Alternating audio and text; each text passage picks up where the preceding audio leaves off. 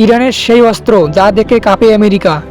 একটি দেশ যাকে অনেককে ছোট মনে করে, কিন্তু তার গোপন অস্ত্র আমেরিকার ঘুম হারাম করে দিয়েছে। এই অস্ত্র কোনো পারমাণবিক বোমা নয়, কোনো মিসাইল নয়, বরং এটি এমন কিছু যার আঘাত ছায়ার মতো আসে কিন্তু ধ্বংস করে ভয়ঙ্কর ভাবে।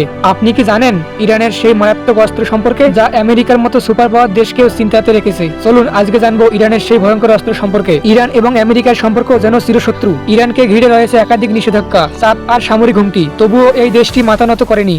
এই ছায়াযুদ্ধে ইরান এক অস্ত্র তৈরি করেছে যেটা মাঠের মধ্যে নয়, যুদ্ধের আগেই শত্রুকে কাঁপিয়ে তোলে। সেই অস্ত্রের নাম হচ্ছে শাহেদ 136 সুইসাইড ড্রোন। একে বলা হয় লয়টারিং মনিশন, অর্থাৎ শত্রু এলাকা ঘেরো, সময়ের অপেক্ষা করে আর তারপর আঘাত করে।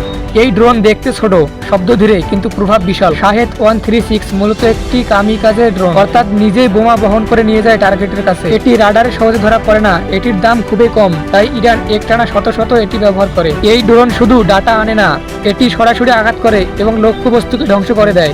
ইউক্রেন যুদ্ধে রাশিয়া এই ড্রোন ব্যবহার করেছিল এবং পশ্চিমা বিশ্বকে কাঁপিয়ে তুলেছিল, কারণ এটি নিখুঁতভাবে শত্রুকে আঘাত করে এবং ধ্বংস করে দেয়। তাহলে প্রশ্ন হলো, আমেরিকা কেন এই ড্রোনকে এত ভয় পায়? কারণ একসাথে 50 থেকে 100টি ড্রোন আকাশে পাঠিয়ে শত্রুর প্রতিরক্ষা ব্যবস্থাকে ভেঙে দেওয়া যায়। এই ড্রোন গুচ্ছ আকারে আক্রমণ করে, যা আধুনিক রাডার বা এয়ার ডিফেন্স সিস্টেমকে হ্যাক করে ফেলতে পারে।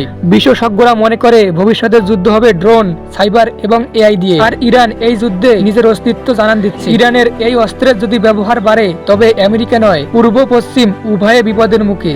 যে ড্রোন একবার আকাশে উড়ে, সে আর ফিরে আসে না, সে শুধু ধ্বংস রেখে যায়। বিশ্বজুড়ে গুঞ্জন আছে ইরানের হাতে এখনো অনেক গোপন অস্ত্র আছে, hypersonic missile, advanced cyber attack unit, underground drone factories. তবে সবথেকে বড় আতঙ্ক, ইরান এই অস্ত্র কেবল নিজের জন্য নয়, বন্ধু রাষ্ট্রগুলোকেও সরবরাহ করে, যেমন সিরিয়া, ইয়েমেন, হিজবুল্লাহ, হুতি এবং রাশিয়া।